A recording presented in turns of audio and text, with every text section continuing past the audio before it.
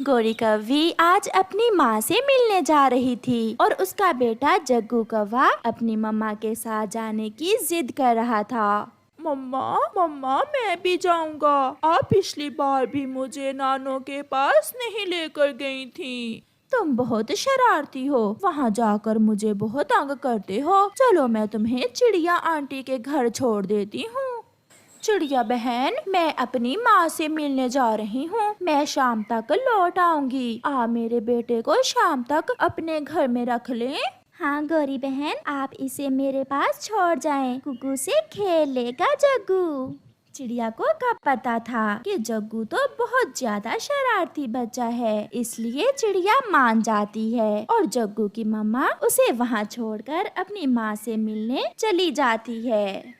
अपनी मम्मा के जाते ही जग्गू अपनी शरारतें शुरू करता है। आंटी चिड़िया, मुझे बहुत प्यास लगी है, मुझे पानी पीना है।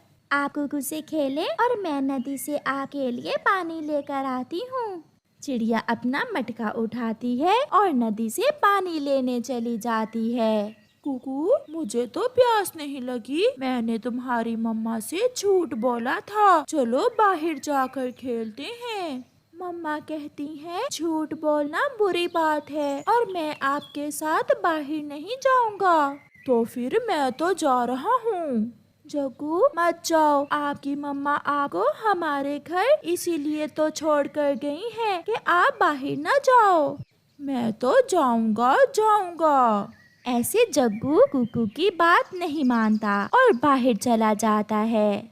जग्गू सीधा कबूतर चाचा की दुकान पर जाता है और पीछे से छुपकर कबूतर चाचा का लॉलीपॉप का पूरा डिब्बा उठाकर भाग जाता है। कबूतर भी जग्गू को देख लेता है। वो डंडा लेकर जग्गू के पीछे भागता है। रुको रुको शरारती बच्चे, मैं ऐसे तुम्हें भागने नहीं दूंगा। मगर जग्गू बहुत तेज उड़ता है। वो जल्दी से घने जंगल में जाकर छुप जाता है। सामने उसे एक पेड़ में छेद नजर आता है। मैं इस पेड़ के छेद में छुपकर मजे मजे से लॉलीपॉप खाऊंगा और किसी को पता भी नहीं चलेगा। ऐसे जग्गू पेड़ के छेद के अंदर चला जाता है। चिड़िया भी नदी से पानी लेकर आ जाती है। कुकू बेटा, जग्गू कहाँ है?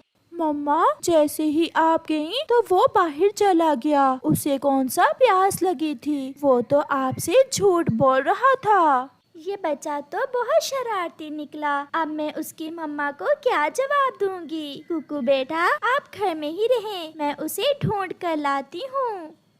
मम्मा चिड़िया जग्गू को ढूंढने बाहर जाती है। वो मिठू से पूछती है, नहीं चिड़िया, मैंने उस शरारती बच्चे को कहीं नहीं देखा।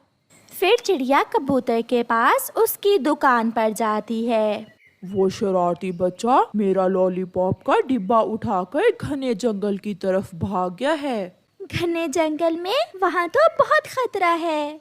आपने उसे अपने घर में रखकर बहुत बड़ी गलती की है। वो तो बहुत शरारती बच्चा है।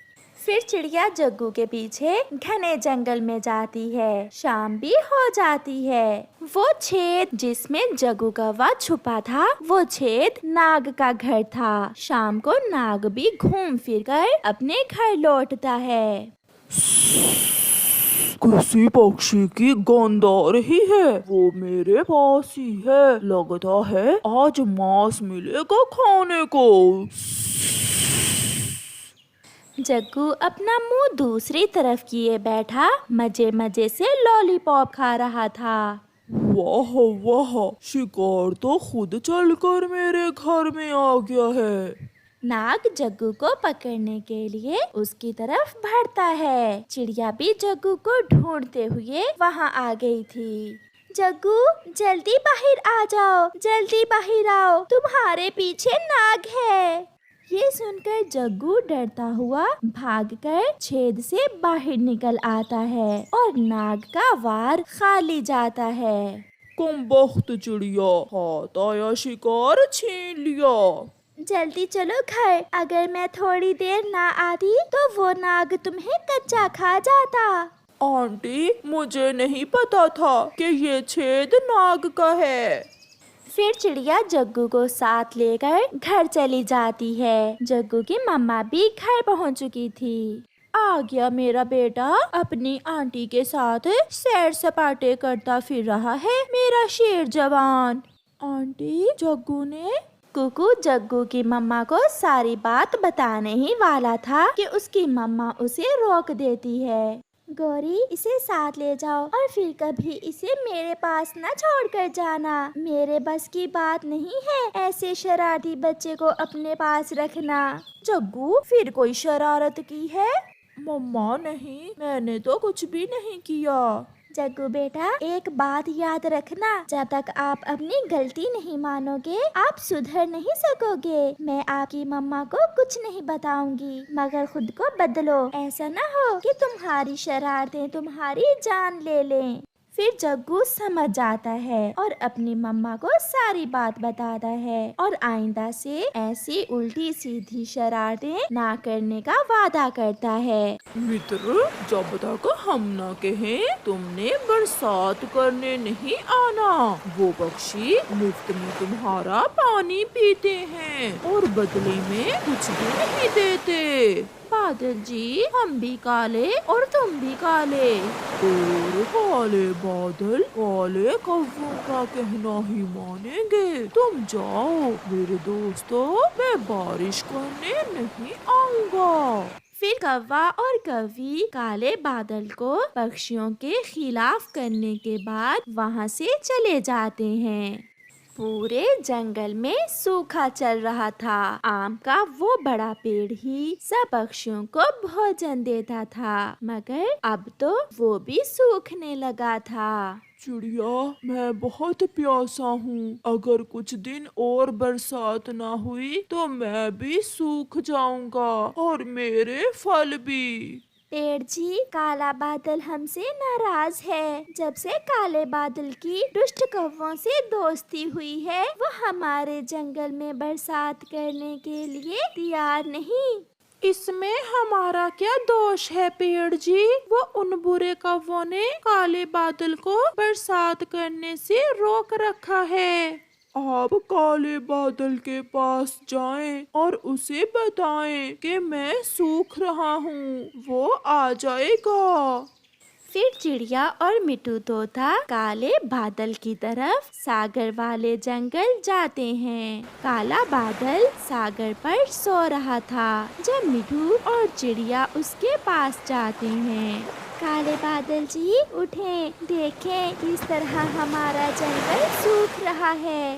भागो भागो यहाँ से छोटे पक्षियों, तुमने मेरी नींद खराब कर दी है। दोस्त, हमारे जंगल में आम का बड़ा पेड़ भी सूख रहा है। वो आपको बुला रहा है और उसका संदेश है कि आप हमारे जंगल में आकर बरसात करें। मैं तो केवल काले कौवों का मित्र हूँ। तुम जाओ, जब तक वो काले कौवे नहीं कहेंगे मैं बरसात करने नहीं आऊँगा। फिर निराश होकर चिड़िया और मिट्टू वहाँ से चले जाते हैं।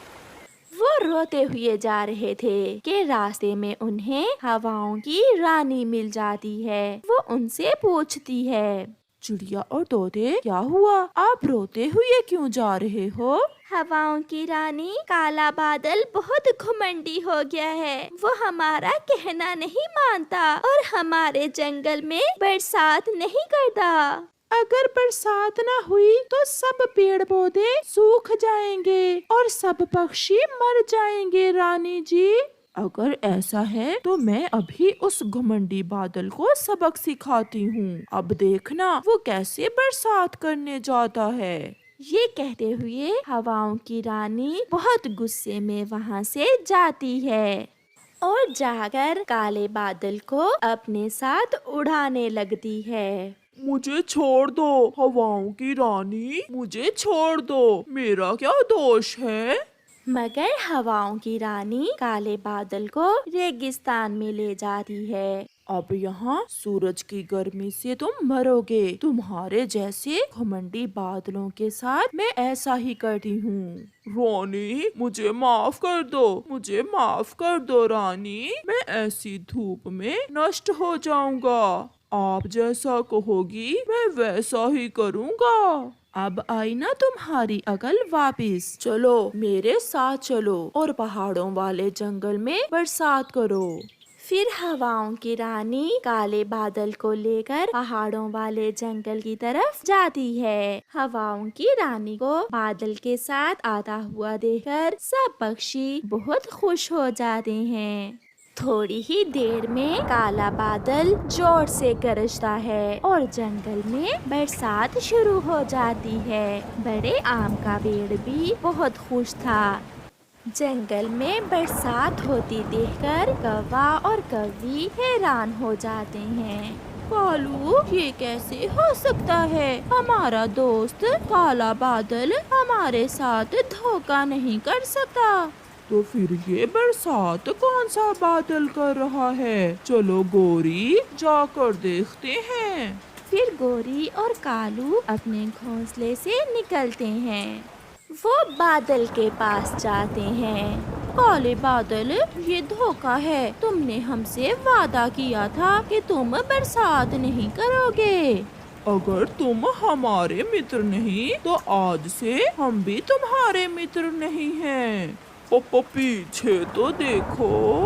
कौवा और कौवी जैसे ही पीछे देखते हैं तो हवाओं की रानी कौवों को अपने साथ उड़ाकर दूर ले जाती है और उन्हें वीराने में ले जाकर फेंक देती है। तुम जैसे दुष्ट कौवों का ठिकाना हरे भरे जंगल में नहीं है, बल्कि ऐसे वीराने में तुम खुश रहोगे। कालू, हवाओं की रानी ने मेरा पंख तोड़ दिया है।